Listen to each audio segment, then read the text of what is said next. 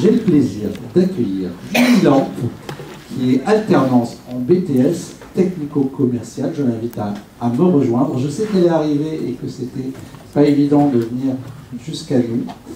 On l'a bien dit, mais je ne sais pas. La voici. Magnifique. Merci beaucoup.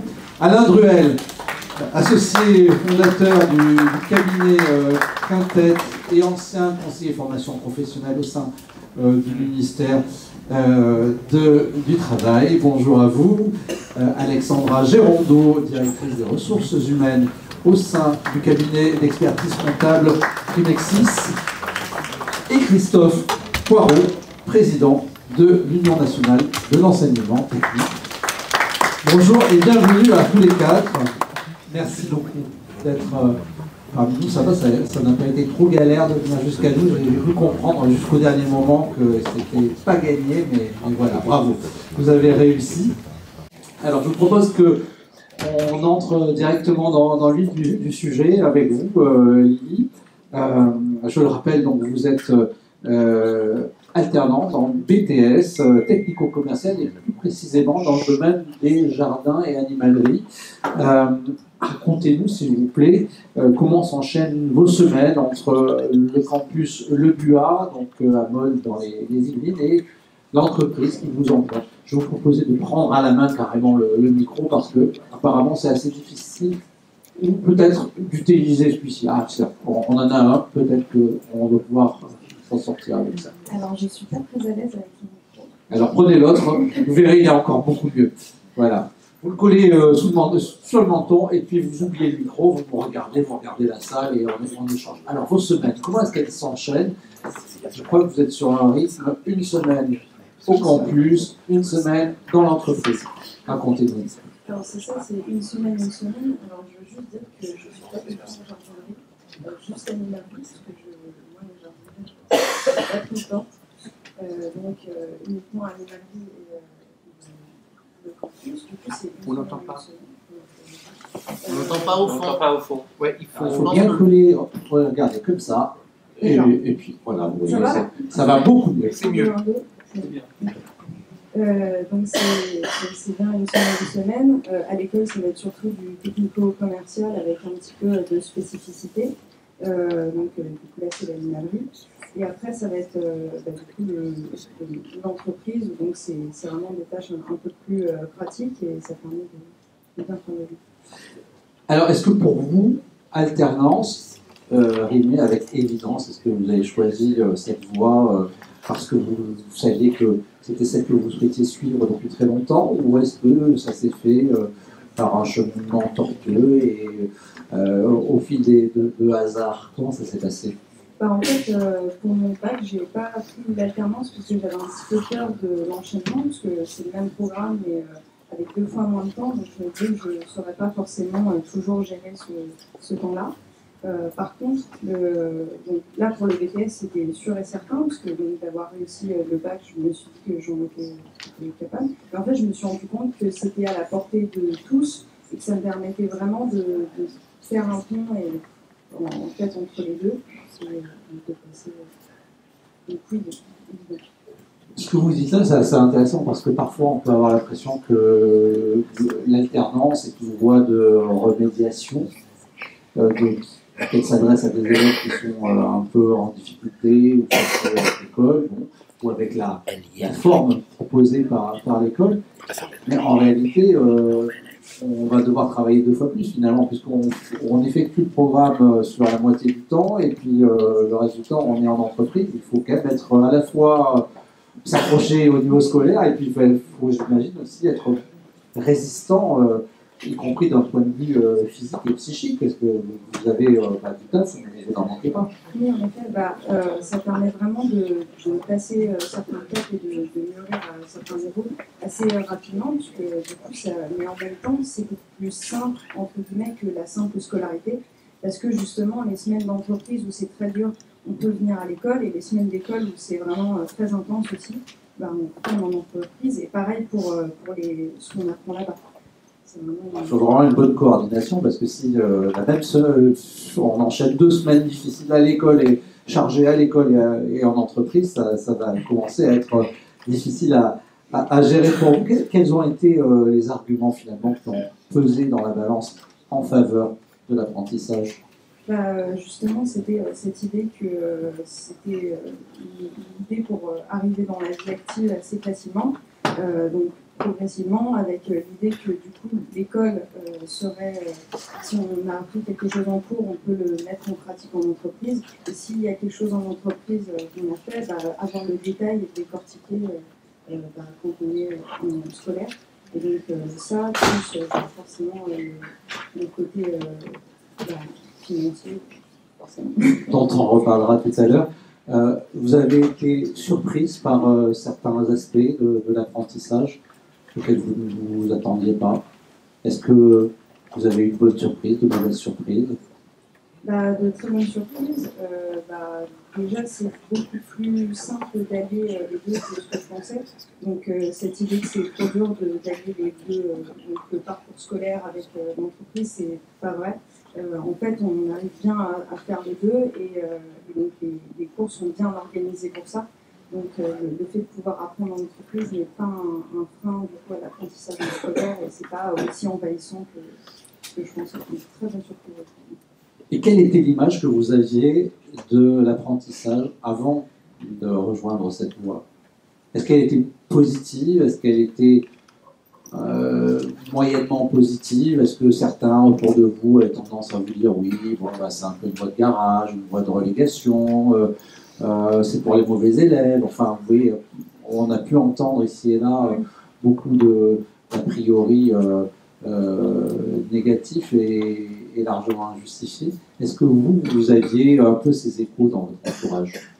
Déjà, la voie professionnelle est très mal vue, alors que c'est quelque chose d'assez important de pouvoir sélectionner un métier, de pouvoir se tromper, choisir autre chose possiblement. Des voies qui sont vraiment spécifiques, donc de se former pour un métier directement. Comparé à la voie générale, la voie professionnelle est vraiment toujours mise un peu à l'écart ou alors mal vue, comme si c'était déjà les bases. Donc l'alternance, pour moi, elle n'était pas vue comme ça, puisque de toute façon, j'étais déjà dans une voie professionnelle. Alors, pour aller plus loin dans cette réflexion, est-ce que finalement, l'alternance permet aussi un peu aujourd'hui de redorer le blason de la voie professionnelle? Je pense un peu, parce que du coup, les entreprises connaissent les élèves, connaissent les établissements de formation, et puis peuvent se faire une idée là-dessus. Donc, ça permet à l'élève aussi de pouvoir sélectionner son entreprise, si elle veut y rester, changer, etc. Donc pour ça, oui, ça redonne un petit peu. Merci beaucoup, Lilian, pour ce témoignage qui rejoint, qui nous conforte dans ce qu'on a pu entendre, ce que vous avez pu entendre hier, notamment au moment de la restitution des ateliers. Alain Druel, je le rappelle, vous êtes cofondateur d'un cabinet de consulting et vous avez été longtemps conseiller formation professionnelle au sein du ministère du Travail. Vous avez notamment travaillé aux côtés de Muriel Pénicaud. Est-ce que vous diriez qu'en une dizaine d'années, on a assisté à une rupture en termes d'image, en termes de prestige associé à l'alternance? Globalement, oui, mais je le nuancerai en distinguant les jeunes, les familles, les entreprises et nos dirigeants. C'est-à-dire qu'il y en a qui sont un peu coupés des réalités, du terrain. J'aime pas dire ça, mais un peu quand même.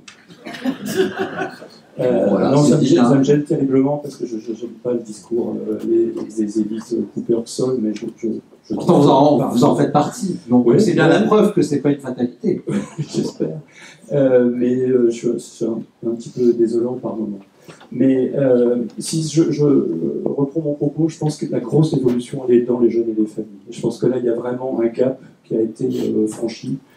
Et on le voit aujourd'hui, en dépit de difficultés économiques, un peu moins de demande des entreprises, la demande des jeunes et des familles, elle reste très très forte. Au point que malheureusement beaucoup peinent à trouver une entreprise à leur kiné. Mais on voit qu'il y a une perception différente, elle n'est pas unanimement partagée, c'est normal. mais elle a beaucoup progressé en 10 ans. Les entreprises, c'est parfois plus nuancé. Je pense qu'on a franchi un gap, là aussi, mais c'est parfois plus fragile. Et c'est notamment plus fragile dans les grandes entreprises. Et on le voit statistiquement, vous regardez qui recrute qui. On voit encore que dans les grandes entreprises, je généralise, hein, il faut distinguer aussi à l'intérieur, il faut renvoyer aussi à des secteurs d'activité qui ont des traditions d'apprentissage, ou aussi des métiers qui se prêtent mieux aussi quelquefois à l'apprentissage, donc il faut le nuancer. Mais il me semble que côté entreprise, on a avancé, mais qu'il y a encore un bout de chemin à faire. Et chez nos dirigeants, là aussi, il ne faut pas généraliser, mais il reste encore quand même, ici ou là, cette idée qu'on retrouve chez les grands chefs d'entreprise, que quand même, l'apprentissage, c'est pour ceux qui n'ont pas réussi la voie royale. Ça reste un petit peu, et vous le sentez à travers certaines déclarations, et vous le sentez, c'est pas que des dirigeants, des gens qui rédigent des rapports à la Cour des comptes, dans les services d'inspection. Vous prenez, alors on arrive à avoir évidemment communication des versions intermédiaires, alors là, c'est pas celles forcément qui sont publiées. Donc tant mieux, c'est que à force de dialoguer, on arrive quand même à faire passer l'idée. Mais on a l'impression que quand vous prenez les premières versions, c'est assez présent, puis c'est corrigé un petit peu, et quand on corrige, on se dit, ouais, faut peut-être pas qu'on aille trop loin, et on corrige un peu, mais c'est un petit peu présent. Je vous donne juste un exemple, ça date un petit peu d'une déclaration d'un chef d'entreprise, c'est une dizaine d'années, qui doit peut-être marquer. Le name and shame. Oui, mais il a évolué, il s'est pas rendu compte qu'il a dit deux énormes bêtises dans la même phrase. C'est le patron de Veolia. Bêtise, Veolia était traditionnellement investi dans l'apprentissage à ce moment-là. Mais il dit, mais il est interviewé, je crois que c'est la France Inter, est-ce que vos enfants feraient de l'apprentissage? Il dit, mais non, ils n'en ont pas besoin, ils font médecine. Bon. Alors, ils n'en ont pas besoin de toute façon, mais en plus, il dit une bêtise, parce que l'intérêt de médecine, c'est de l'apprentissage. J'allais juste, c'est pas le nom. Mais ça exprime quand même cette connotation de dire, voilà, il n'avait pas conscience qu'en fait, ses enfants faisaient de l'apprentissage. Ah oui, c'est de l'apprentissage en médecine, c'est pas pareil. Bon. Donc, vous voyez, et ça reste encore, se peut exprimer de la même façon, mais c'est un peu sous-jacent et ça explique certaines décisions qui sont prises. Est-ce qu'au sein du ministère du Travail, donc à partir de 2017-2018, année de la réforme médicale, est-ce qu'il y a eu des batailles, des prises de position des uns, des autres, ou alors est-ce que le grand chef à l'Élysée avait donné le cap et il fallait marcher derrière lui? Oui, il y avait un cap. Donc, c'était avant. Non, il était convaincu, honnêtement, et c'est vrai que il y avait un partage assez grand dans beaucoup de ministères. Moi, en 2017, j'étais à l'époque, j'étais encore au MEDEF avant d'aller faire le côté obscur de la force, et 8 ou 9 ministres viennent à l'université d'été du MEDEF, elle a changé de nom, mais l'événement subsiste, et 8 ou 9 ministres qui étaient présents parlaient, alors ils ne parlaient pas que de l'apprentissage, ils parlaient des compétences. Mais aujourd'hui, vous n'avez plus de discours sur les compétences, et vous n'avez plus de discours sur l'apprentissage, à l'exception des seuls ministres du travail, et encore quelquefois avec des nuances et beaucoup de précautions. Bon, on est rattrapé par le prisme budgétaire, mais je trouve que ça n'empêche pas d'avoir un discours fort sur les compétences et l'apprentissage dans cette famille, j'allais dire, d'action. Alors je me tourne vers nos deux autres invités. Évidemment, vous aurez l'occasion de vous exprimer plus longuement au fil de cette table ronde, mais je voudrais quand même vous faire réagir sur cette question de l'image de l'apprentissage. Alexandra Gérondeau, vous qui, en tant que DRH, recrutez chaque année, je crois, 15 à 20 alternants, alors on vous félicite. Diriez-vous que l'image de l'apprentissage du côté de l'entreprise a beaucoup évolué au cours des 10 dernières années? Allez. Oui, voilà, pour moi la réponse est oui. Ça fait j'ai 15 ans d'expérience professionnelle dans les fonctions RH.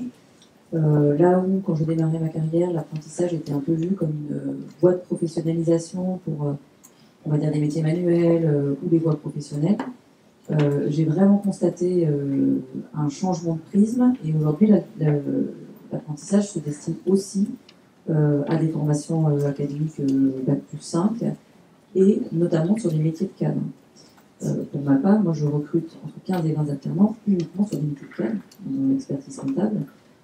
Et je constate que de nombreuses écoles ou de nombreuses universités sur des masters se sont ouverts à l'apprentissage. De plus en plus, il y a de plus en plus de places d'apprentissage. Et une bataille, finalement, quand on entre dans ces écoles, une bataille, beaucoup de jeunes qui souhaitent aller vers l'alternance. C'est quoi le rapport entre ceux qui suivent la voie sous statut d'étudiant et ceux qui sont alternants? Alors, je ne connais pas le rapport exact parce que moi je vois les étudiants qui se présentent pour de l'apprentissage ou des stages, mais en tout cas à préférence, quand je rencontre un étudiant, il va nécessairement s'orienter sur l'apprentissage, qui est mieux rémunéré, qui permet aussi de financer l'école, que sur le stage. Et le contenu de la formation reste le même. Oui, tout à fait. Il reste le même. Donc, il y a une voie les jeunes privilégient l'apprentissage. Et vous-même, est-ce que vous diriez que vous avez fait votre tour? Est-ce qu'à un moment donné, où il y a eu un déclic, un moment où dans votre carrière, en tant que DRH, vous vous êtes dit, bah ouais, en fait, c'est pas mal l'apprentissage. Et pourquoi ne pas privilégier ce mode de recrutement? Oui, ben, tout simplement, moi j'ai recruté une apprentie dans mon équipe. Et ça s'est très bien passé. On a organisé les tâches de façon à ce qu'elles puissent progresser. C'est quelqu'un qui a poursuivi avec un CDI. Donc l'expérience personnelle ayant été positive, nécessairement j'ai voulu la reproduire, proposer à mes managers de la reproduire. Et il a fallu les convaincre ou ça s'est fait de manière assez naturelle? Est-ce que l'environnement général, la réforme pédico, le fait que effectivement de plus en plus de jeunes s'orientent vers cette voie, y compris au niveau licence et surtout master, fait que il n'y avait plus de montagne à déplacer pour embaucher des jeunes sur ce mode de formation. Les difficultés d'embauche ou le cadre général avec les financements, lorsque je m'adresse à un manager, à la limite, il s'en fiche, c'est moi qui ai adressé cette partie-là. Donc là où j'ai eu besoin de les convaincre, c'est comment est-ce que j'organise le travail pour le décomposer, parce que je vais avoir une personne qui n'est pas présente tout le temps en entreprise, parfois c'est 2 jours, 3 jours, parfois c'est 3 semaines, 1 semaine, et ça nécessite tout de même de s'adresser à des managers qui ont cette fibre formateur et qui ont envie. Après, l'apprentissage, ça répond à beaucoup de choses. On va en parler un petit peu plus tard, Christophe Poirot. Vous-même, dans vos établissements, enfin dans votre établissement, mais dans votre CFA et dans votre réseau plus largement, vous avez constaté une évolution, une révolution en termes d'image, de prestige? J'oserais dire malheureusement oui. Malheureusement pourquoi? Parce que tout simplement les pères fondateurs étaient déjà sur l'apprentissage il y a fort longtemps. Les Salésiens, Don Bosco et tout, les jésuites, les sœurs qui ont fondé les congrégations pour sortir les jeunes femmes de leur situation dans les années début du XXe siècle. Malheureusement, tout cela s'est oublié et aujourd'hui on revient sur l'essence même de ce qu'est l'enseignement catholique, c'est-à-dire l'accueil de tous, c'est l'approvisionnement des jeunes, et je pense que effectivement pour nous c'est une image intéressante. Et tout ce qui se dit aujourd'hui, effectivement, nous aide, nous, dans l'accueil de tous. Tout à l'heure, Nathalie parlait effectivement de l'accueil de toutes les intelligences, nous l'avons toujours fait, et aujourd'hui, on peut le faire dans un cadre vraiment intéressé, accompli, et qui nous permet effectivement de mener et de porter haut l'image de l'enseignement catholique au service des jeunes. Et tout à l'heure, Lily en a témoigné, et ça m'intéresse vraiment de partager avec elle ce témoignage. Si je vous comprends bien, en fait, l'enseignement catholique se serait un peu coupé de ses racines pendant un certain temps. Vous vous dites aujourd'hui, quel gâchis? J'imagine que dans l'organisation que vous présidez, on a toujours été convaincu que la voie professionnelle c'était une bonne chose, et que de toute manière, quand on est dans la voie professionnelle, il y a toujours une part d'enseignement qui se fait, d'apprentissage qui se fait dans l'entreprise. Quand on voit sous statut scolaire, c'est tout apprenti. Vous n'avez pas redécouvert ça il y a 20 ans. Non, bien sûr. Au sein de l'UNETP, effectivement, tous nos établissements sont très en lien avec les entreprises depuis fort longtemps, puisqu'il y a eu des stages. Aujourd'hui, on parle de PFMP, des places de formation en milieu professionnel, mais effectivement, l'inscription de nos établissements dans le territoire est important, et effectivement, ce développement de l'apprentissage nous a permis d'être encore plus agiles que nous sommes, parce que ce qui nous concerne et ce qui nous touche, nous, l'enseignement public, et ce qu'on nous reproche souvent d'ailleurs, c'est l'agilité. J'ai été dans mon établissement contrôlé l'an dernier, et on nous reproche d'être trop agile et d'adapter un peu, d'utiliser nos espaces de liberté.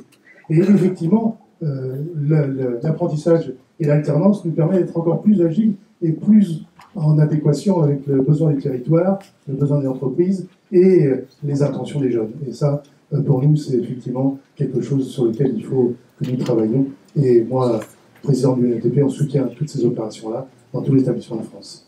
Alors, je ne sais pas si vous l'avez relevé, mais Alain Druel a prononcé un gros mot tout à l'heure, le mot compétence, qui pour beaucoup d'enseignants de la voie générale sonne comme comment dire, une invention maléfique du MEDEF. Le mot compétence, c'est quelque chose qui vous paraît essentiel Oui, essentiel. Et comme le mot est à la mode, on travaille beaucoup les soft skills, c'est-à-dire les compétences de savoir-être. Et tout à l'heure, Olivier en parlait, c'est-à-dire c'est comment je me mets à disposition de l'entreprise, à disposition du projet d'entreprise. Et ça, c'est pas seulement des compétences techniques, mais aussi des compétences, effectivement, personnelles que l'on développe pour être au service du projet d'entreprise. Alors, j'aimerais qu'on s'attarde maintenant sur un des aspects de l'apprentissage qui dépasse largement l'horizon de la formation et de l'employabilité future. Je veux parler du... alors attendez, je dis une bêtise, je saute. J'ai sauté une page, alors forcément, là je me dis, mais qu'est-ce que je suis en train de raconter? Alors, non. Revenons en arrière, je rembobine. Alain Druel. Si l'apprentissage a vu son image grandement améliorée, s'il n'est plus considéré comme une voie de remédiation uniquement, voire de relégation, c'est notamment sous l'effet de la réforme Pénicaud, adoptée en 2018, et qui est venue libéraliser le dispositif. Est-ce que vous pouvez en quelques phrases nous rappeler un petit peu ce qu'elle est venue changer, cette réforme? Alors, en quelques phrases, d'abord, quand vous faites une réforme comme ça, vous avez des connexions et une conception de l'apprentissage. Et la conception de l'apprentissage, sans vouloir vous flatter, c'est pas très loin de ce que Madame a expliqué, Madame Topelkov a expliqué tout à l'heure. On ne le dit pas comme ça, c'est dommage peut-être, mais je trouve que c'est... Enfin, moi, quand j'ai pu du petit lait, chapeau de l'exprimer comme ça. Je pense que c'est vraiment très proche de ce qu'on pensait et la façon dont on approche l'apprentissage. On a approché l'apprentissage du moins pour la réforme. Maintenant, quand vous faites une réforme, mettre du sens dans les mesures, c'est tout l'exercice de le traduire concrètement par des dispositifs juridiques. Si on le résume en 3 phases sans vous noyer dans la technique, juridique, c'était on avait recensé un certain nombre de freins au niveau des CFA, au niveau des entreprises, au niveau des jeunes, et c'était lever un certain nombre de freins qui apparaissent quelquefois sectoriels, quelquefois plus généraux. On avait des réglementations, par exemple pour les jeunes dans l'hôtellerie-restauration, un pêcheur, je vous en passe, etc., où on voyait qu'en fait c'était pas protecteur du jeune, ce qui reste une préoccupation évidemment majeure, mais que ça compliquait plus les choses, ça vous voyez l'image, donc en premier époque, c'était d'éliminer tout ça. Pour faire ça, mais je franchis encore un cran, c'était de dire essayons de simplifier et ne faisons du spécifique que quand il est justifié. Nous pensons, et je pense encore en ce qui me concerne, que l'apprentissage et la formation professionnelle, si on extrapole un petit peu, ça souffre un peu il y a un côté ghetto, c'est une affaire de spécialistes pour les spécialistes par les spécialistes. Parce que c'est une réglementation, une approche. Et ça, c'est mortel. Parce que ça veut dire qu'autour, on ne crée pas de l'adhésion, voire on génère de la suspicion permanente. Et je reviens sur le sujet de l'image de nos dirigeants. C'est-à-dire que ils sont hors sol parce qu'ils n'ont pas le temps de tout voir et que très peu s'intéressent, ils ont chacun leur domaine de spécialité. Donc ce qui domine, c'est c'est l'écume de la vague. Quelquefois un peu plus, hein, mais bon.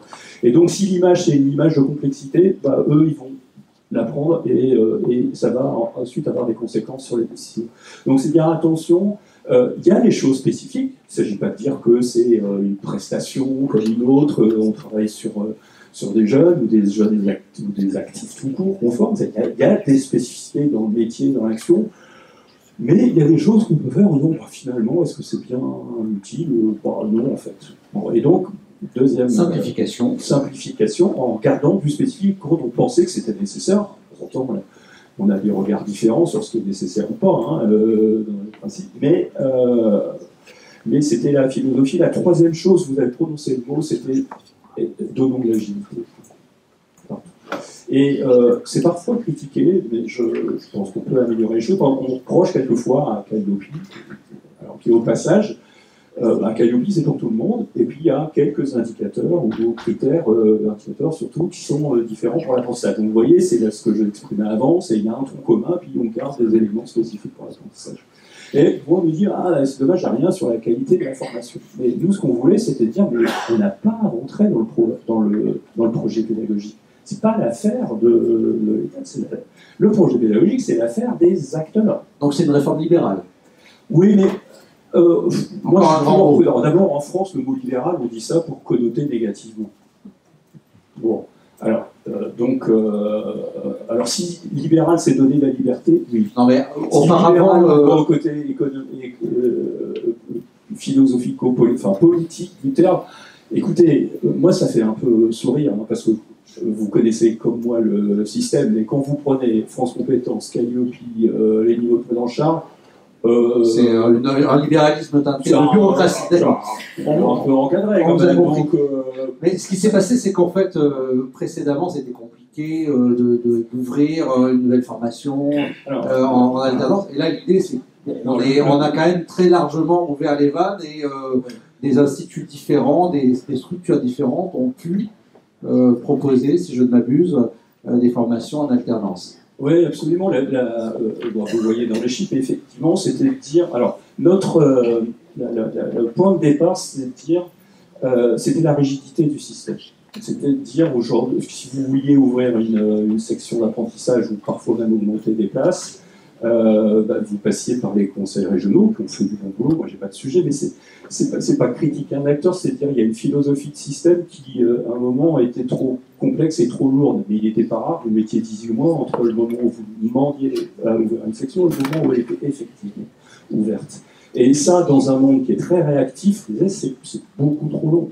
Et donc, il faut trouver des mécanismes beaucoup plus simples. C'était la même chose pour créer les CFA. Et nous, on a assumé le fait qu'il fallait ouvrir. Mais on avait toujours en tête, c'est ça quand vous le faites, alors après c'est la permanence des pensées, des politiques. Mais souvent quand on fait ça, il faut ouvrir un moment, vous voyez qu'il y a des excès, il faut pouvoir resserrer un peu, réguler. Et, mais on assume le fait qu'on a effectivement ouvert. Alors après, je pourrais rentrer un peu plus dans ce qui s'est passé après et qui explique. Est-ce que c'est finalement on a appliqué la loi de l'offre et de la demande, c'est ça finalement?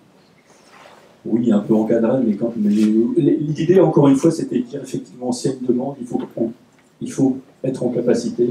Enfin, l'offre doit être en capacité d'y répondre. Et alors, donc, l'un des facteurs qui ont permis cet essor assez spectaculaire de l'alternance, on a quasiment doublé en 10 ans le nombre d'alternants pour avoisiner le million, si je ne dis pas de bêtises. Non, ça dépend si les mots ne sont pas jolis, si vous parlez en stock ou en flux. Parlant des entrées, en nombre d'apprentis, alors donné, on a passé le million. En entrée, on n'a pas encore passé le million, et je pense qu'on ne passera pas. Donc, ce qui a permis cet essor, c'est notamment le fait d'avoir prévu et distribué des aides à la fois aux entreprises et puis au CFA, notamment après le Covid. C'était une façon d'atterrir après la crise du Covid. Ça a joué un rôle déterminant, j'imagine. Alors, oui et non, mais il faut remettre les facteurs dans l'ordre. Ce que vous évoquez, c'est la prime exceptionnelle. Elle arrive au moment du Covid. Elle est décidée en juillet 2020. Elle sera votée 2 mois après. Elle sera effective pour tous les contrats, pour toutes les entrées et tous les contrats conclus à partir du 1er juillet 2020. On oublie comment ça se passe et il faut se rappeler bien le calendrier.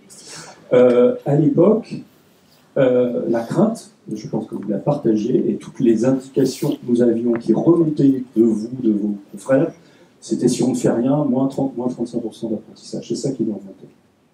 On est en avril 2020, on est 1 ou 2 mois après le début du confinement. C'était, attention, ça peut s'effondrer. Et à ce moment-là, oui, on décide de mettre des primes à un niveau élevé pour juguler ça. Et là, effectivement, ça explose, c'est-à-dire qu'entre 2019, première année de la réforme, on fait plus 15, plus 16% de français plus en entrée, et on fait quasiment 40%, 50% avec la prime.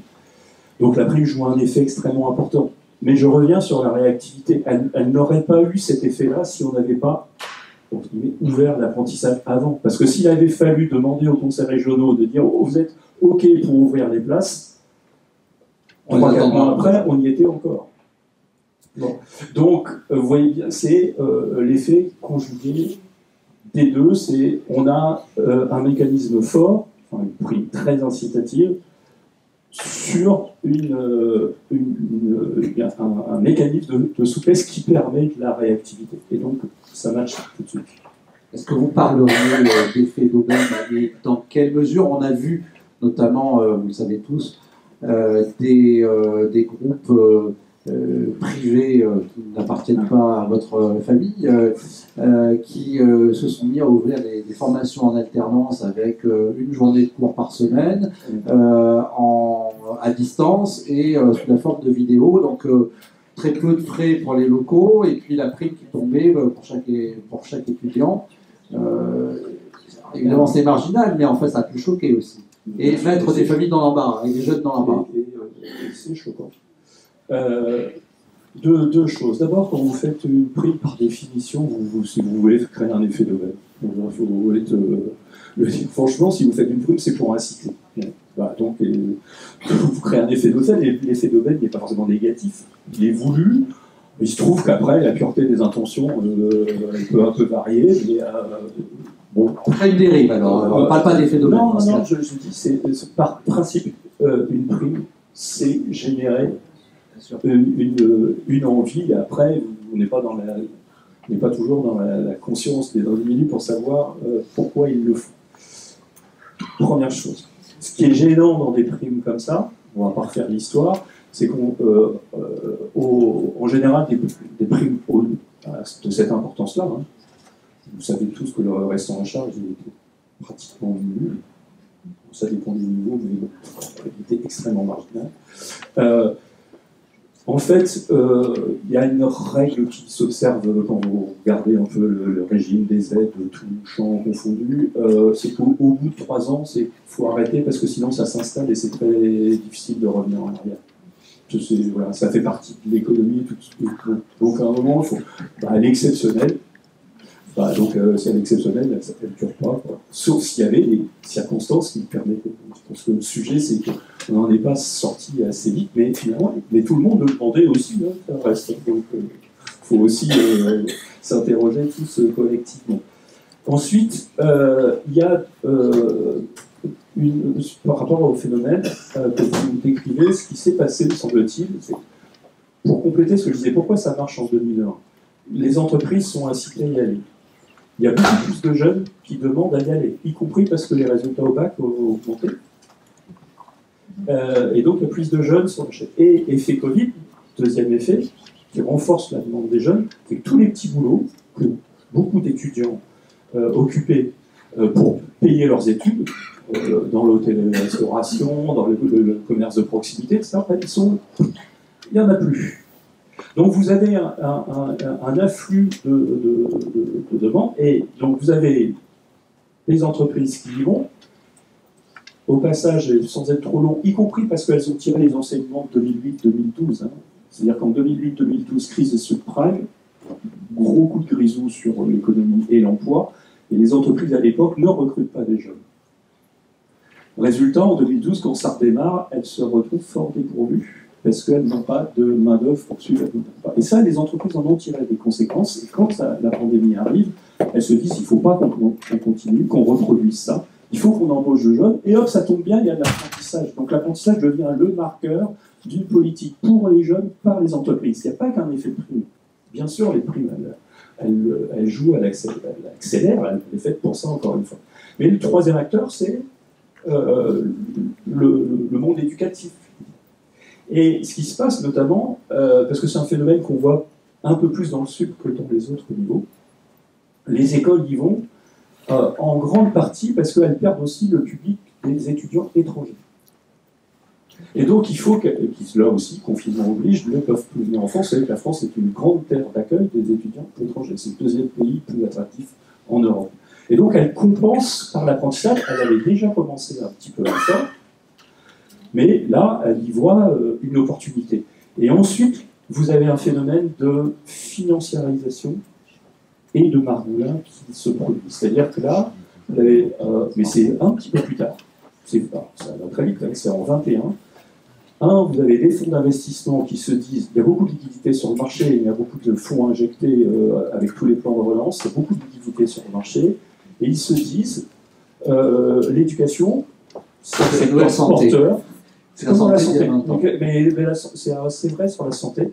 Je vous invite à voir une étude de l'IGES qui vient de sortir sur la financiarisation du système de santé. C'est exactement la même chose qui s'est produite dans le domaine de l'éducation. C'est très bien décrit. Et donc, ensuite, vous avez à la fois des margoulins et à la fois des fonds d'investissement qui dopent la demande de l'enseignement supérieur. C'est une vraie bulle qui est en train de faire pite. Alors, Alexandra Gerondeau, qu'est-ce qu'une entreprise, qu'est-ce qui fait qu'une entreprise va recruter un jeune en alternance, en apprentissage, plutôt qu'une personne en CDD ou en CDI? Est-ce que les financements publics attachés à ce dispositif peuvent servir d'éléments déclencheurs? Alors moi, je vais vous répondre au regard de mon activité. Je ne pourrais pas me porter garant des autres secteurs d'activité. Je travaille dans un cabinet d'expertise comptable où on recrute exclusivement des jeunes diplômés de Bac+5, de filières bien spécifiques, DSCG, Master CCA. C'est un secteur d'activité qui est très pénurique en termes de talents. Les talents sont rares, il y a peu de jeunes qui sont bien de cette formation-là, et la demande des entreprises est croissante. Donc clairement, j'ai des difficultés à recruter des CDI. Je recrute une centaine de personnes par an, donc j'ai vraiment beaucoup de travail à faire pour aller attirer des jeunes. Pour moi, l'alternance, c'est une façon de contacter des candidats avant qu'ils ne se fassent solliciter par nos concurrents, tout simplement.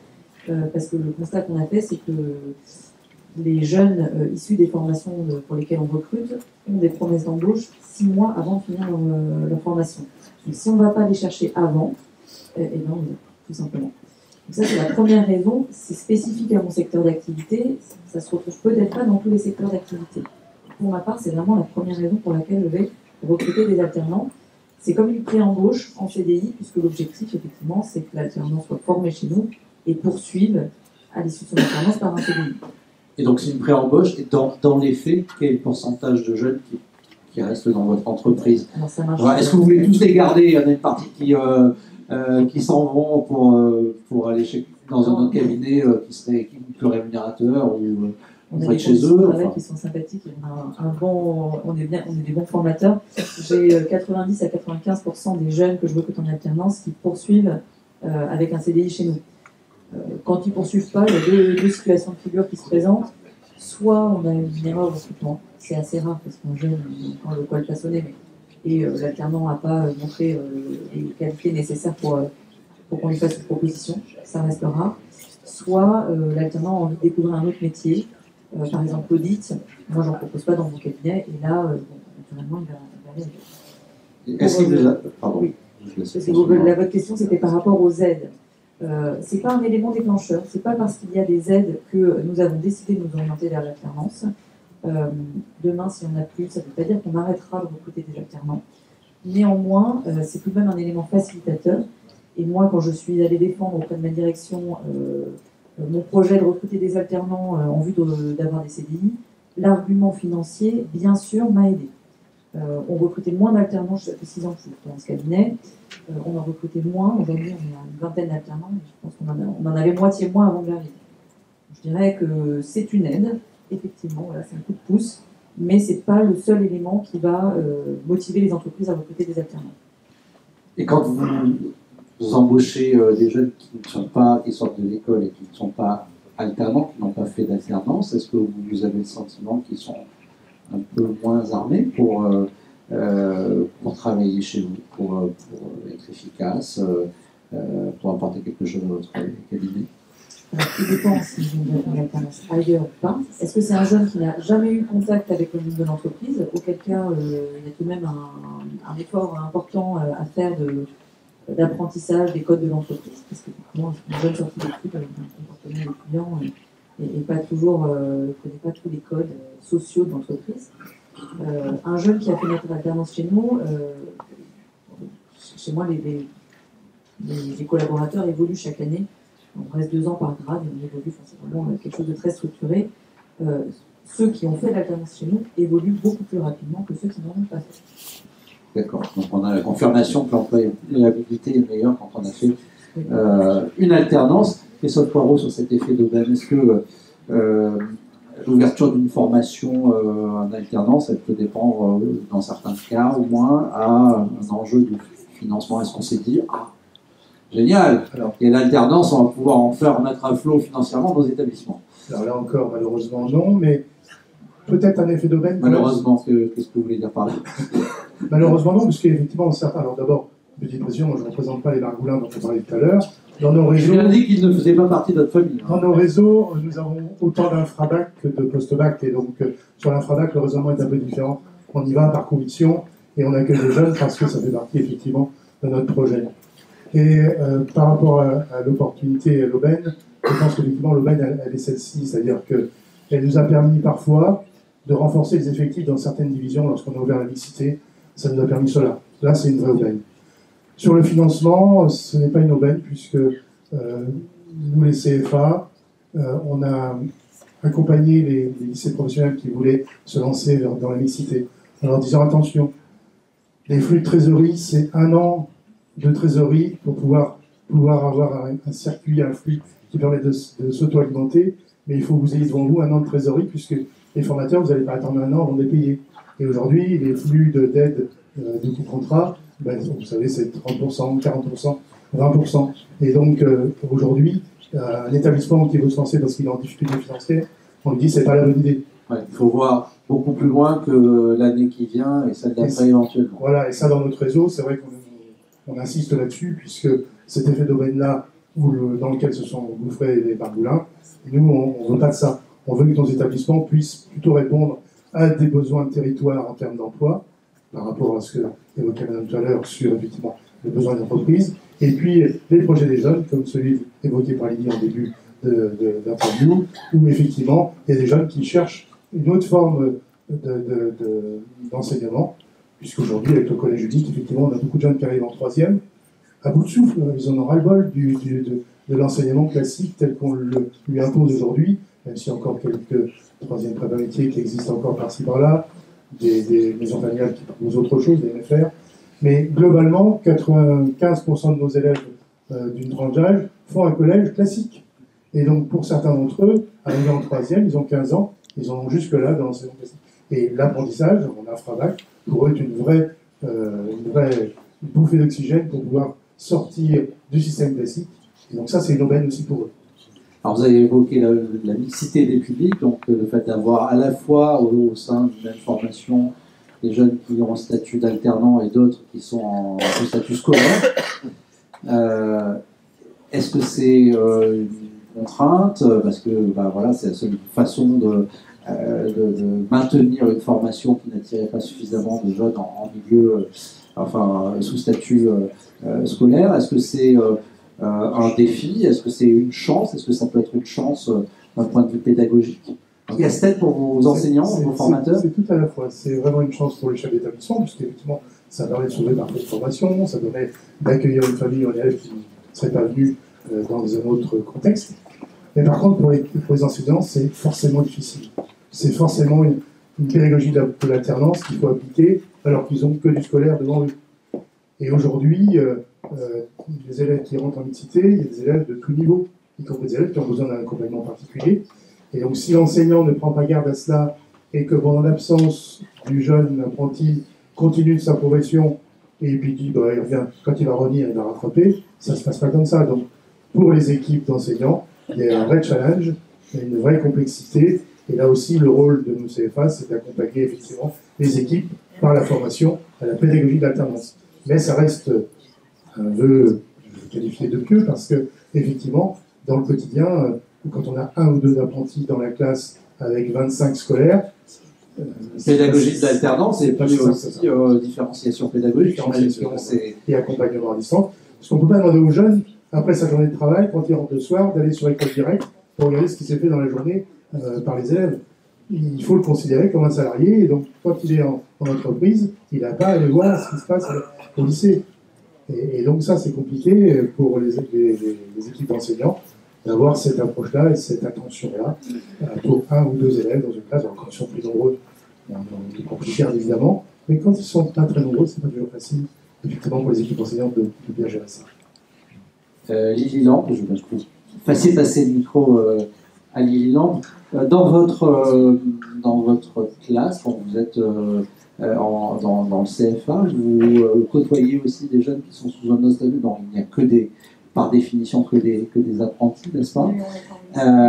Et quel est le lieu où vous apprenez le plus? Est-ce que c'est dans le CFA ou est-ce que lorsque vous êtes en entreprise? Je pense apprendre autant, mais pas du tout les mêmes choses, même si tout est lié, il y a quand même une différence dans l'apprentissage. Quand c'est vraiment en scolaire, ça permet d'être un peu plus sur les spécificités, alors que quand on est en entreprise, même si on décortique en scolaire, en apprenant, en entreprise, c'est pas pareil, c'est beaucoup plus de tâches, il y a un peu plus de répétition, c'est un peu plus de... Quelles sont les matières, par exemple, que vous étudiez en classe? Ça va être, du coup, en commerce, ça va être management, relations clients-fournisseurs, et ensuite, du coup, les matières un peu plus littéraires, donc pour les épreuves terminales, etc. Et ça va être les spécificités, gendarmerie et animalerie de chaque. Parce que ce que vous me disiez, c'est que quand on travaille en animalerie, c'est pas comme chez Darty, on travaille pas comme un vendeur chez Darty, on travaille avec du vivant. Et donc ça, vous l'avez à la fois à l'école et en jardinerie? C'est ça. Enfin, en animalerie, pardon, excusez-moi.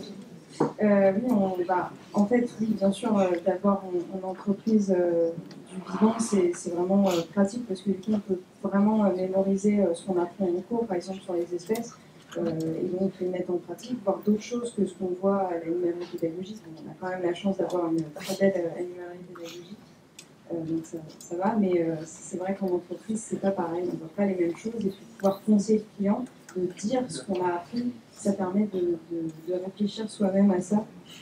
C'est vraiment particulier. Donc je comprends que les deux parties de la formation sont complémentaires. Oui, c'est ça. Ouais.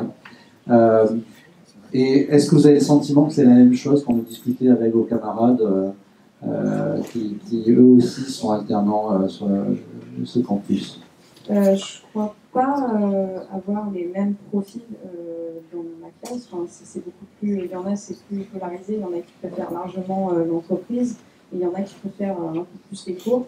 Et c'est en fonction de comment ça se passe en entreprise, tout ça. C'est vraiment différent. Je crois être une des seules à aimer les deux. Bon, c'est une alternance parfaite que nous avons là. En même temps, c'est normal, il y a des gens très compétents qui ont fait le casting ici, donc... et pour vous, c'est quoi les conditions à réunir? Parce que ça tient à votre personne, à votre personnalité, à vos compétences, ça tient aussi à la façon, j'imagine, dont vous avez été accueilli dans l'entreprise. Ça tient à quoi, en fait, le fait que l'alternance porte véritablement ses fruits?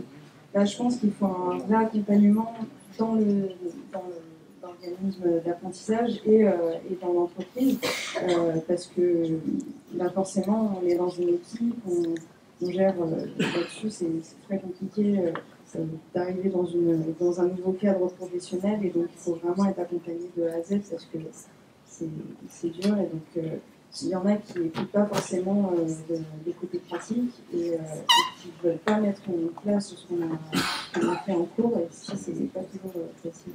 Mais moi, sur donc, il y a une personne qui est responsable de votre accueil, de votre formation au sein de l'animalerie, c'est ça? Oui. Et donc, régulièrement, vous venez, vous lui dites, ben voilà, en cours, j'ai vu ça, ça pourrait être bien, éventuellement, s'il y a une opportunité, oui. que je puisse le mettre en pratique. Et il accède à vos souhaits, quand il le peut. Souvent, il faut un petit peu insister quand même, parce que c'est des gens qui sont.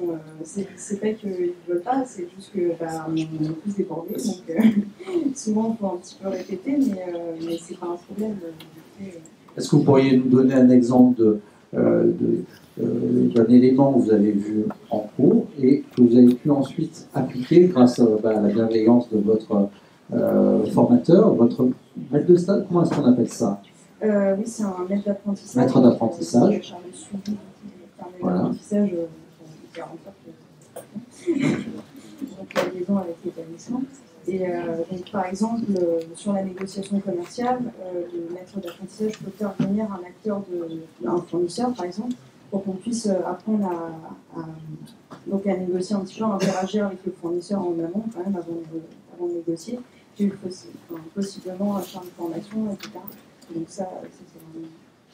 Et donc là, vous êtes en duo avec votre maître d'apprentissage ou vous avez carrément les mains libres pour négocier? C'est une énorme responsabilité. Alors bien sûr, on est accompagné parce que c'est pas rien, et puis surtout que dans les entreprises, nous on est surtout sur du franchisé ou alors sur une intégrée, donc forcément on est sur des gros organismes qui ont déjà leurs négociateurs, donc on ne peut pas faire n'importe quoi, il faut vraiment être J'entends très bien, il n'y a aucun souci, gardez le micro auprès de votre enquête. Donc il faut vraiment faire avec un fournisseur direct, par exemple du vivant, voilà, pour pouvoir négocier, mais il faut toujours qu'il soit là pour pouvoir corriger s'il y a quelque chose qui est mal dit. Et vous m'avez parlé de mise en scène, de mise en espace d'une gamme de produits aussi, et ça vous l'avez vu en classe, et puis vous l'avez mise en application, c'est ça? Oui, bien sûr, en fait on voit les types de marketing, donc séduction, etc. Et du coup il y a la théâtralisation de l'offre, et donc on a pu monter ce projet avec mon équipe, et j'en fais partie, je ne vois pas pourquoi mon équipe. Bref. Mais donc pour faire un vrai album de A à Z, très équipé avec une nouvelle gamme, et donc ça c'était vraiment super.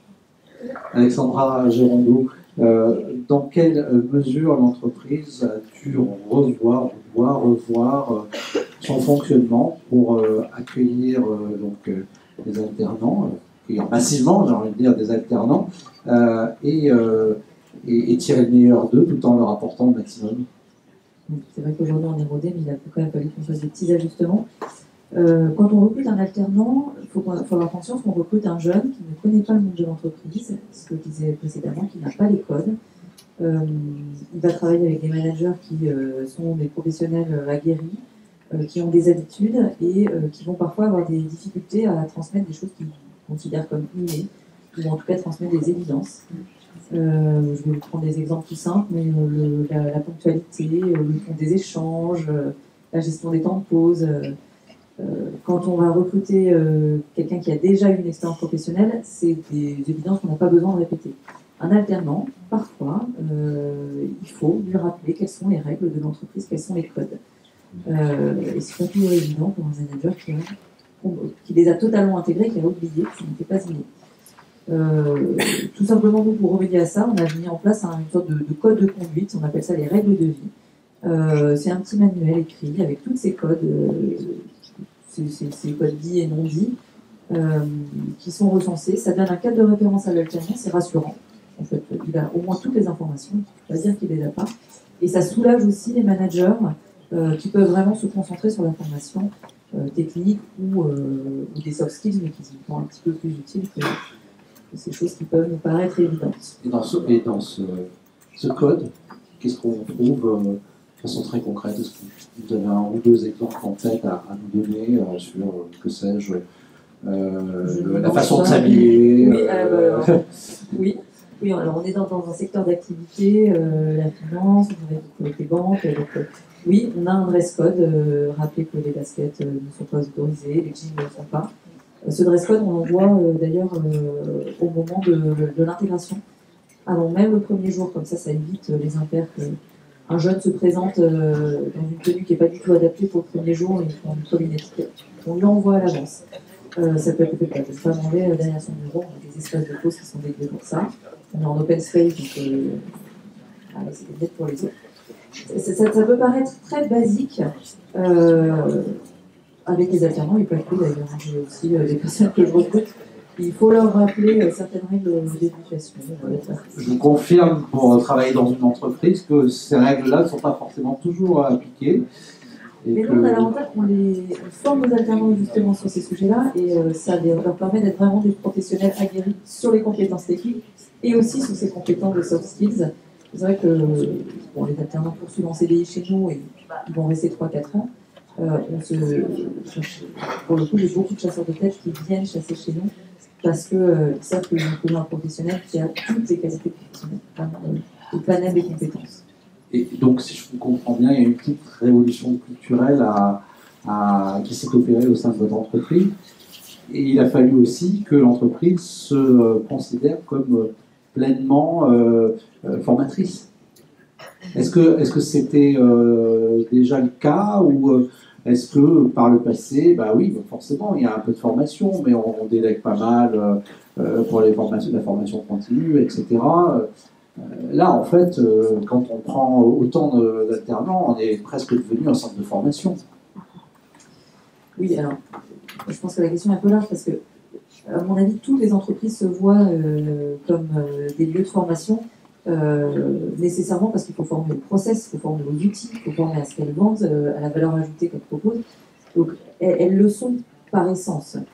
Après, si on va rentrer avec un peu plus de granularité, je pense que ça dépend aussi des personnes au sein des équipes qui vont former. Et c'est un peu ce que je vous disais plus tôt, j'ai des managers qui naturellement vont avoir cette position de formateur et vont considérer que ça fait partie entière de leur rôle de manager. Et dans ces équipes-là, j'ai des recrutements qui sont facilités. On va élargir un peu les recherches parce qu'ils savent qu'ils vont pouvoir former des équipes. J'ai des intégrations qui se passent très bien. À l'inverse, j'ai des managers qui n'ont pas intégré cette notion de formateur, qui n'ont pas envie, plein de raisons, ils les expliqueront eux-mêmes, mais et là, on a plus de difficultés. On a plus de difficultés dans les recrutements et dans les intégrations parce que il n'y a pas cette transmission qui est faite et on attend un professionnel, un clone du professionnel qui est parti. Est-ce que vous diriez que le fait d'être dans cette démarche d'accueil de jeunes en apprentissage, ça fait progresser vos managers, enfin oui, ceux qui acceptent d'entrer dans cette démarche, et que ça bénéficie à l'ensemble de leurs équipes, qu'ils soient apprenants ou pas, enfin alternants ou pas, et que ça bénéficie plus largement à l'entreprise? Est-ce que ça aussi, ça nous incite à repenser plus explicitement nos valeurs, etc. Tout à fait. Je ne peux plus vous dire oui. Pardon, j'ai fait la question et la réponse. Donc oui, ça nous a permis d'avoir des process plus clairs, de se poser des questions aussi sur quelles étaient nos valeurs.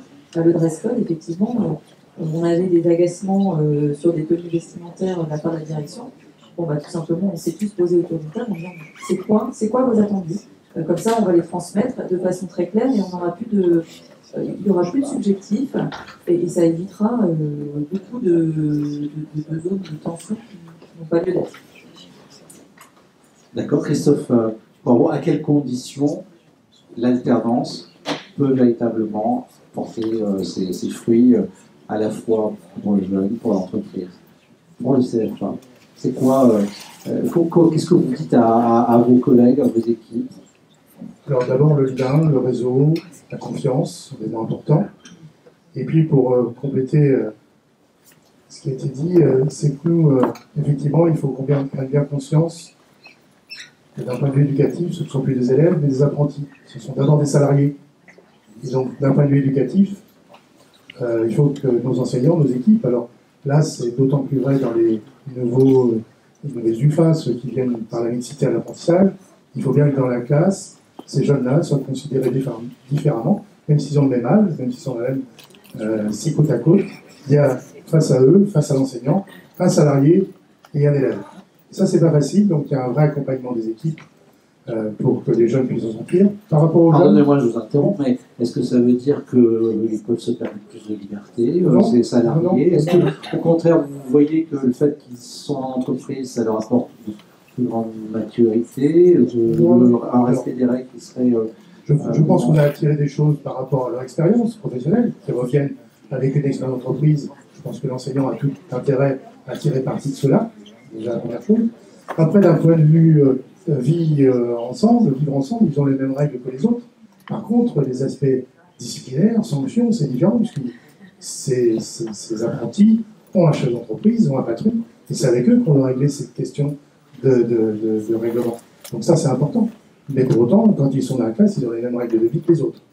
Je pense qu'on a aussi une attention particulière avec nos apprentis sur la mobilité. Alors, il y a effectivement l'aide à la mobilité, l'aide au permis, mais aussi l'hébergement, puisque ces jeunes-là ne sont pas dans la même vie quand ils sont salariés. Et quand ils sont majoritairement salariés, on ne va pas les obliger à prendre un hébergement là où ils sont dans l'entreprise et sur le lieu de formation. Donc, dans nos établissements, on essaye aussi de favoriser autant que possible l'accueil des apprentis dans des structures type internat, avec des conditions particulières, puisque là aussi, ils sont salariés, ils ont pour le coup des règles de vie à l'internat qui vont être différentes de jeunes scolaires, c'est évident. Donc ça, c'est le travail à faire pour les jeunes et pour nous, les accueillir dans les meilleures conditions. Pour les équipes, je le disais tout à l'heure, c'est aussi effectivement la complexité de la mixité, et même dans une classe 100% apprentie, dans un CFA classique, on a aujourd'hui dans les formations infra-bac des jeunes avec une hétérogénéité de niveau, de parcours, encore plus importante que dans nos classes scolaires. Dans les classes scolaires, on a toujours plus de situations particulières. Là, on n'a que des situations particulières. Ça va du jeune migrant qui arrive allophone, avec celui qui est en recherche d'emploi en rupture avec le monde scolaire depuis fort longtemps, le jeune qui a eu du mal à trouver une entreprise, le jeune en situation de handicap. Dans nos classes en CFA, on a toute cette hétérogénéité-là qui doit être gérée par les formateurs.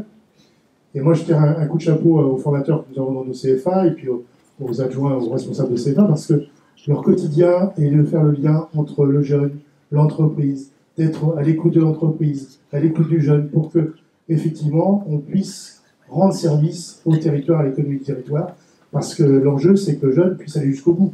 Et on a aujourd'hui des ruptures qu'il faut absolument éviter, puisque les ruptures, c'est vrai constat d'échec, ça, quand on a une rupture. Et donc, aujourd'hui, les formateurs, les enseignants formateurs, c'est un peu différent, parce qu'il y a aussi des élèves. Mais les formateurs purs, ils ont un lien particulier avec les entreprises, et ça, c'est important de travailler ce lien-là, d'être à l'écoute de l'entreprise, à l'écoute du maître de stage, pour répondre effectivement aux exigences des entreprises qui accueillent, des entreprises formatrices.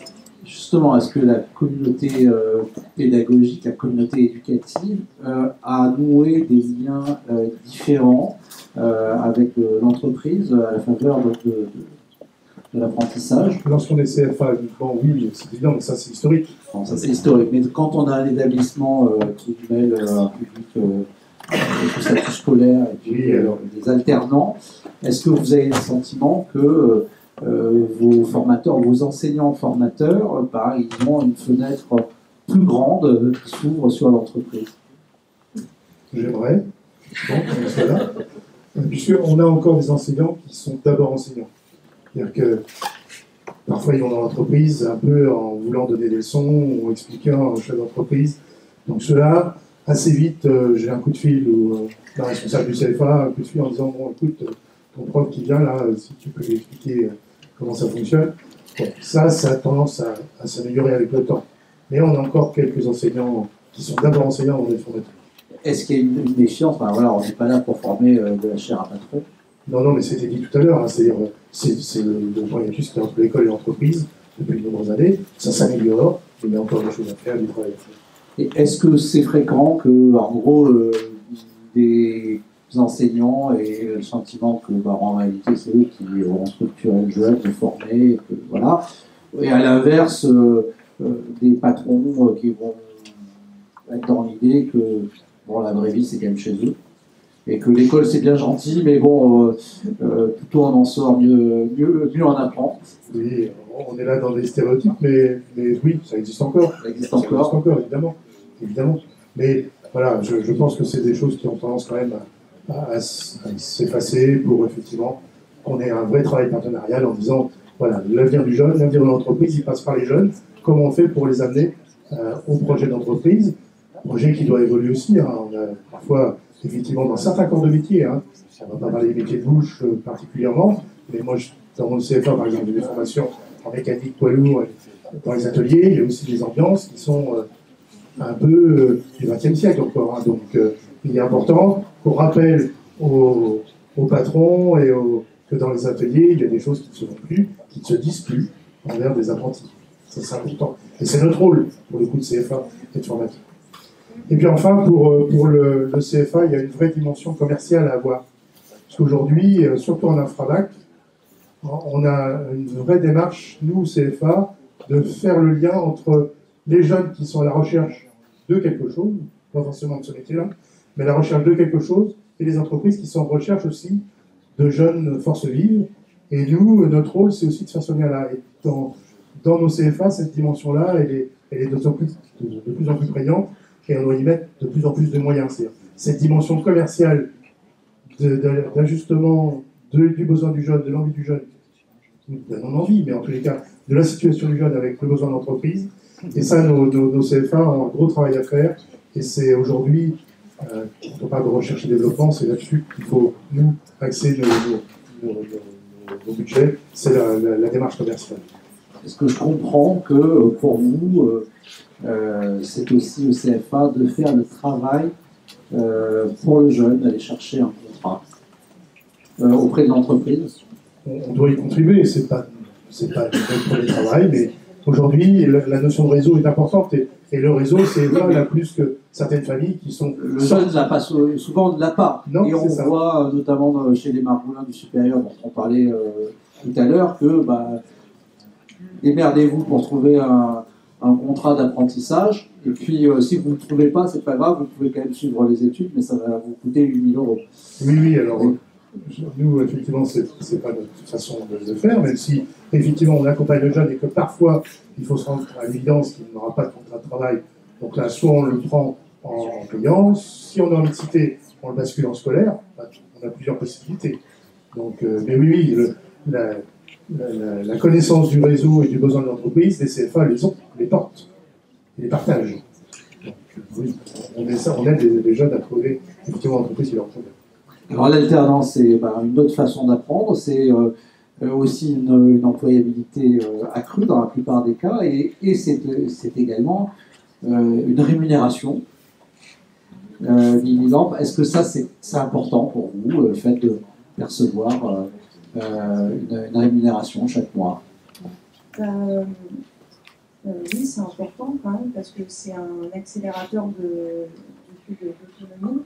Mais je vais aussi revenir sur ce qui a été dit tout à l'heure sur les formateurs, parce que, en gros,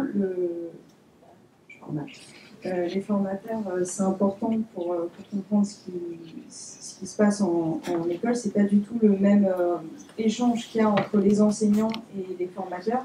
Eux, ils ont été en entreprise avant, ils ne sont pas forcément dans l'enseignement de base, donc ils sont vraiment plus dans la pratique, dans les études de cas. Et donc pour nous apprendre vraiment, nous orienter sur ce qu'on va apprendre en apprentissage, c'est vraiment pas pareil. Et dès la troisième tremplin, donc c'est vraiment ce qui a fait qu'on s'oriente vers du professionnel, et les formateurs, c'est important du côté Est-ce que vous avez l'impression, puisque vous abordez cette question, est-ce que vous avez l'impression, vous, quand vous revenez en formation sur le campus, que vous apprenez aussi des choses sur le monde de l'entreprise, sur votre métier, sur le secteur qui est le vôtre, à ces formateurs ou à ces enseignants formateurs? Énormément, enfin moi je ne leur apprends pas énormément de choses, mais on a tous nos cas pratiques avec lesquels on peut échanger justement avec nos formateurs. On a des formateurs qui ont été des maîtres, des gens d'entreprise, des grands managers, des auto-entrepreneurs aussi pendant des années, qui ont des jardineries, etc. Donc ça aide vraiment à pouvoir se fixer des objectifs parce qu'on n'a pas toujours la capacité de se dire mais en fait est-ce que je pourrais devenir responsable de secteur ou manager ou être dans autre chose que ce qu'on avait vu simplement dans l'animalerie. Et donc oui, on échange énormément avec eux et c'est aussi ce qui fait la richesse de l'enseignement qu'on a à côté de la pratique. Donc c'est vraiment, c'est même plus que complémentaire, c'est vital d'avoir aussi ces échanges avec des professionnels qui peuvent nous donner tout un réseau aussi, au-delà de l'entreprise qui nous fait connaître des fournisseurs, si on veut travailler en amont, etc. La formation en elle-même nous offre tout un tas de portes à ouvrir et c'est génial. Alors, est-ce que la rémunération dont je parlais, est-ce que parce que moi, il n'y a que l'argent qui m'intéresse de toute façon, donc est-ce que la rémunération elle est vitale au sens où est-ce que vous auriez pu suivre cette formation sans avoir votre salaire d'apprenti? J'ai la chance d'avoir ça va. Dans une famille qui aurait pu vous éviter, enfin qui pouvait financer vos études. C'est ça, mais par contre. Autour de vous, est-ce que vous avez le sentiment que c'est le cas pour tous, ou est-ce que pour certains de vos camarades, sans ce mode d'apprentissage et la rémunération qui lui est associée, ils n'auraient pas pu continuer les études? Il y en a, c'est vital, ils sont vraiment obligés parce qu'ils commencent à avoir un appartement, parce qu'il faut payer le loyer, etc. C'est vraiment des choses à prendre en compte, plus le permis, plus les coûts de la voiture, etc. Donc c'est pour ça que je disais accélérateur d'autonomie, c'est que c'est vraiment ce qui va permettre déjà de faire de garder des ressources pour moi, mais il y en a qui ne peuvent pas parce que justement ils doivent manger tous les jours. Donc oui, c'est vraiment hyper important la rémunération. Et quand on veut avoir un minimum pour aller travailler, parce que le bac plus 2, la licence, etc., il ne faut pas se leurrer, des fois c'est un minimum pour entrer dans certaines entreprises, avoir certains postes qui permettent cette rémunération plus tard. Donc d'avoir une formation en alternance, ça permet vraiment d'avoir ce niveau-là d'études tout en pouvant subvenir un petit peu à ses besoins à côté. Alain Druel, est-ce que l'alternance a permis une démocratisation des études? Alors il a permis une démocratisation sur certaines formations, pas sur toutes. Mais avant, je vais faire un petit détour en disant quel est l'état de la démocratisation dans l'ensemble du système éducatif. Brièvement, parce qu'il y aurait 5 minutes. Il y aurait 5 minutes. C'est catastrophique. C'est consternant. Je vous donne un ou deux chiffres très rapidement. Quand vous êtes enfant de CSP+, ou de cadre, on peut dire plus simplement, vous avez 2,5 fois plus de chances de faire des études supérieures que quand vous êtes enfant d'employé ou c'est 18 points, si vous regardez les chiffres, c'est hors de proportion avec la répartition des catégories socio-professionnelles dans la population active. Et ça se creuse au lycée. C'est pas qu'un effet de l'enseignement supérieur, ça se creuse au niveau du lycée. Donc en fait, le système éducatif aujourd'hui, dans son ensemble, il creuse les inégalités. Il ne les réduit pas. Donc, je fais maintenant sur l'apprentissage. Qu'est-ce qui se passe? Il faut le nuancer. Je vais zoomer sur le sucre parce que c'est surtout là où la question se pose, même s'il y a des effets avant. Mais ce que vous voyez, il y a notamment une publication du service statistique d'enseignement supérieur de septembre. Les chiffres sont assez récents, mais elle conforte toute une série de chiffres qui montrent que vous avez un vrai plus sur ce que vous voyez, la mixité sociale dans les formations d'ingénieurs et les formations d'école de commerce. C'est là où le gap est le plus important. Pour le reste, il est plus nuancé, objectivement. Et dans ces formations-là, c'est très sensible.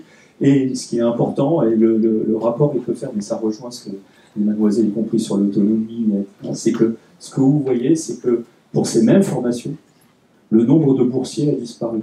Il a diminué. Heureusement qu'il existe encore, parce que c'est indispensable. Donc vous voyez qu'il y a un effet de corrélation, et la rémunération est supérieure au niveau des bourses, ce qui contribue à l'autonomie, en fait, à une qualité de vie un peu meilleure, même si c'est effectivement dur de faire, ça a été dit, de l'alternance au sens travail et études en même temps. Donc oui, l'effet est réel. Et en faisant le petit détour par les bourses, ça montre aussi que du coup, il y a un gain pour les finances publiques. Un boursier coûte plus cher pour les finances publiques qu'un apprenti. Christophe Poirot, vous avez le sentiment en quelques mots qu'on a contribué avec l'alternance à démocratiser les études? Oui. C'est un facteur. Vous voyez des gens qui vous disent ben, c'est le seul moyen pour continuer. Oui, par rapport à la mixité effectivement inconnue, la mixité publique, l'origine de certaines de familles, effectivement, on a contribué, l'enseignement catholique contribue, et notre réseau de l'UNETP, effectivement, contribue à effectivement démocratiser l'apprentissage et à répondre aux besoins du territoire.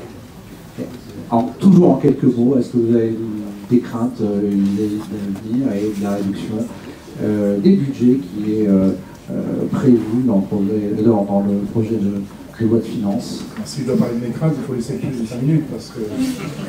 Juste sur ce point-là.